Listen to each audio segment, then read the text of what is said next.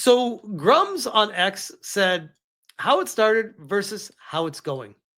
Remember when Jason Schreier stealth deleted his post about Veilguard going to the top of the charts?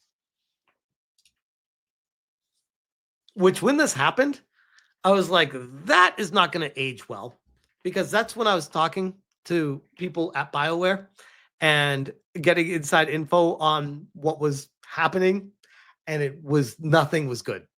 Nothing was good. And I'm like, man, Schreier's out here trying to act like this is a W. I'm like, no, bro, it's not. This game is not good. It's not gonna make them money, and they're trying to minimize the damages as much as possible with it. Said legacy media reporter Jason Schreier caught in 4K deleting his Dragon Age Veilguard post boasting DAV was top of the charts when he posted to dunk on the chuds. If he's deleting Dragon Age top of the charts chud post, you know sales are trash. And then we have this from Bloomberg today. Inside the Dragon Age debacle that gutted EA's BioWare studios. The latest game in BioWare's fantasy role-playing series went through 10 years of development turmoil. My goodness, Jason Schreier, not to be that guy, because I'm not typically the kind of guy that like tries to act all that. But did you just watch my videos and make this report? Because this is literally the inside information that I had 4, 5, 6 months ago talking about all this. Hell, even before all that, talking about it.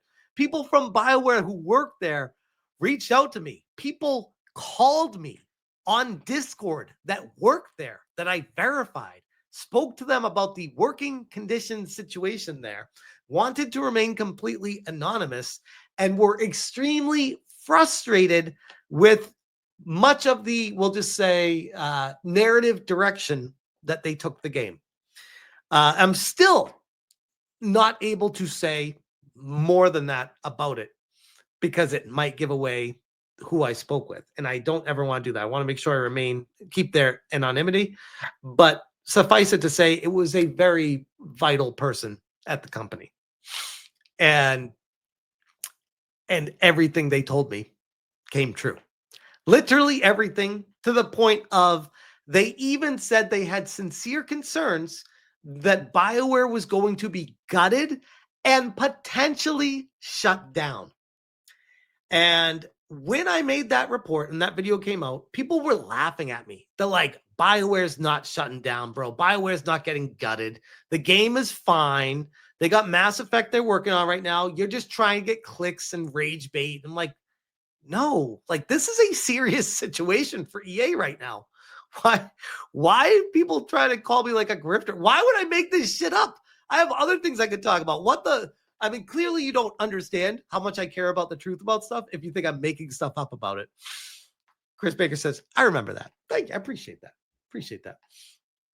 But anyways, so this is a paid article on Bloomberg, but shout out to Atreus, who gave me the heads up from his video today that Synth Potato has a summary of the paid article on X here, publicly available for all to see. And Synth Potato says, Jason Schreier has released a scathing article regarding what went wrong during Dragon Age the Veilguard's development. Here are the highlights. Let's see if there's anything new here that I didn't talk about 6 months ago. I'm curious. BioWare was under immense pressure to succeed after the failure of Anthem and Andromeda, with the Veilguard to stay afloat. True. No shock there. Original concept, codenamed Joplin, was a smaller single-player experience. True. Yep. I even reported on that. EA forced a pivot to a multiplayer live server format, codenamed Morrison, in 2017. I don't know if I knew the code name to that one, but I did know they pivoted to multiplayer live service format. Creative director Mike Laidlaw resigned over the shift. I don't know if I reported on that. Matt Goldman replaced him and aimed for a lighter, pulpy tone fitting for online gameplay. Anthem's failure in 2019 raised internal doubts about repeating mistakes. Pandemic disruptions and leadership resignations further complicated development.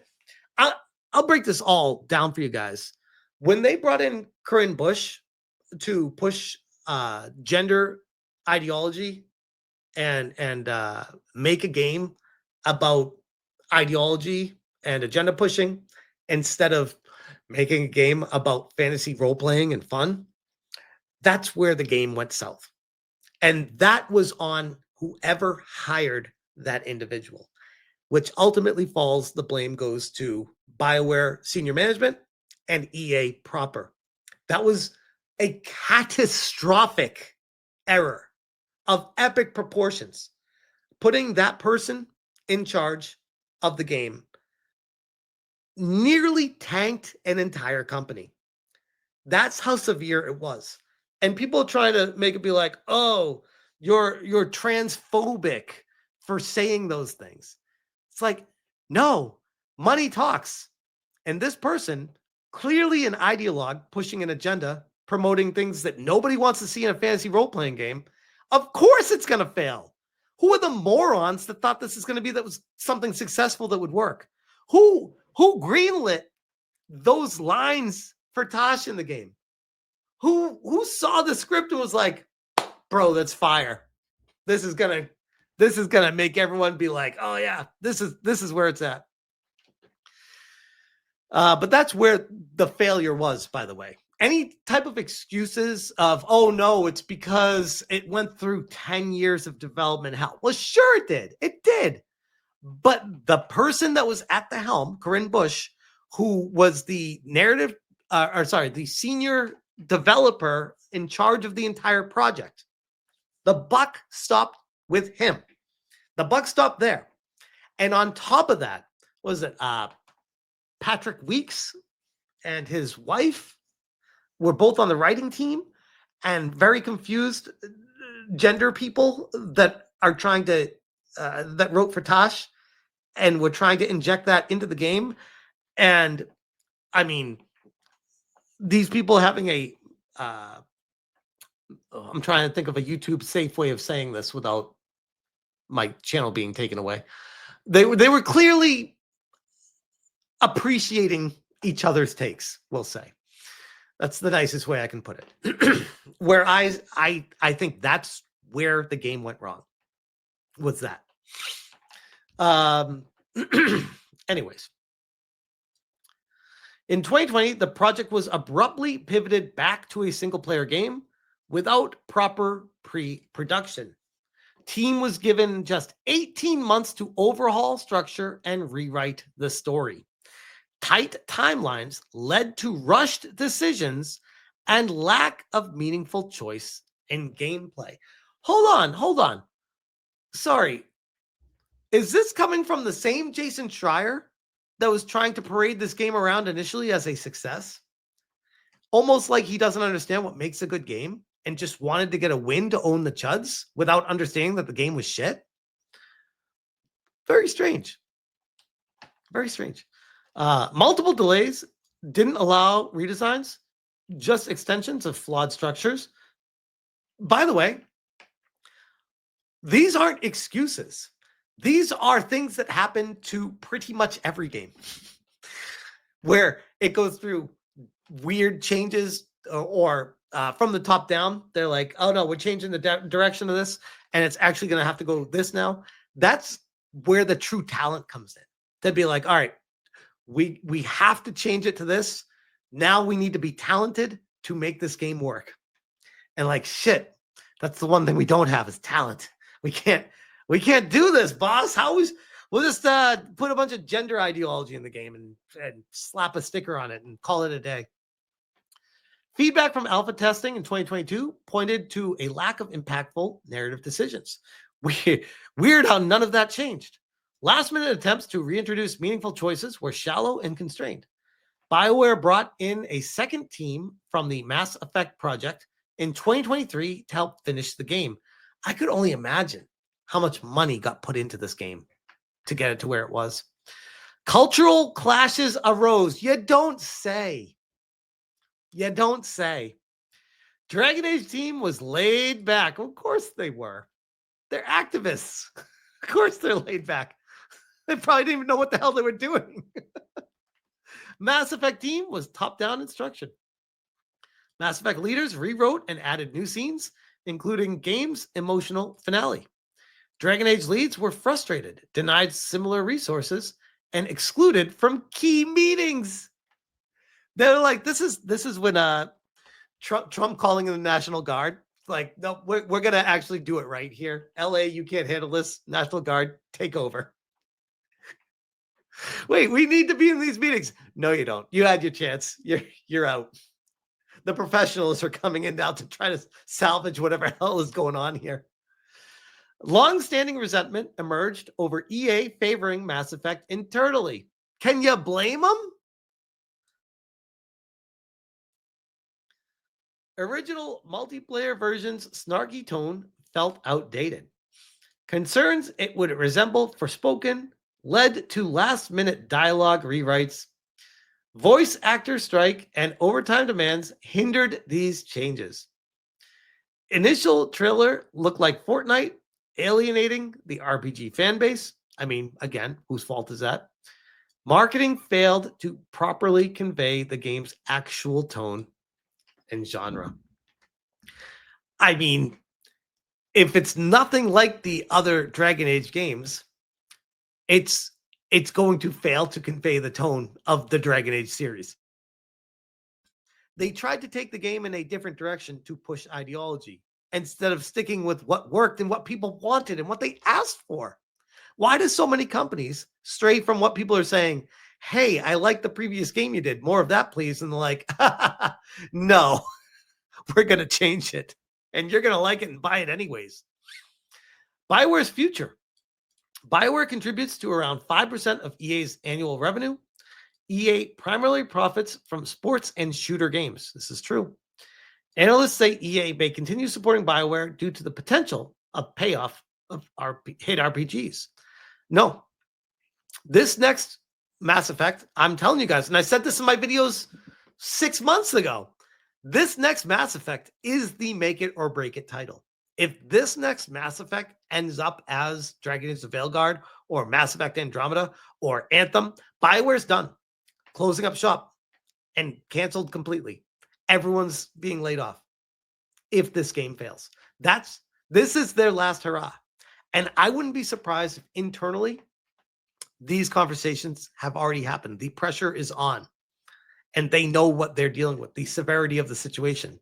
And maybe, just maybe, that will force them to realize how important this title is. But if you don't have the right talented people in there doing it, none of it's going to matter. And that's my concern, because many of the people that worked on Veilguard have moved on to the Mass Effect team now. And the rest were let go. However, its long decline raises real questions about whether EA will ultimately shut it down. Again, what I just said, the next Mass Effect will determine that. And there's not going to be a question about it. They will have a definitive answer on if it hits their goal or not, on what they're going to do, if they're going to cancel the entire BioWare division and close it down. Darksis says a lot of ex-BioWare staff went on to make their own game. I mean, true, that happens a lot of times when people get laid off, but that doesn't mean it's going to be good. Unless you're talking about like the old BioWare staff, which, yes, that's true too. Analyst Doug Kreutz says, if they shuttered the doors tomorrow, I wouldn't be totally surprised.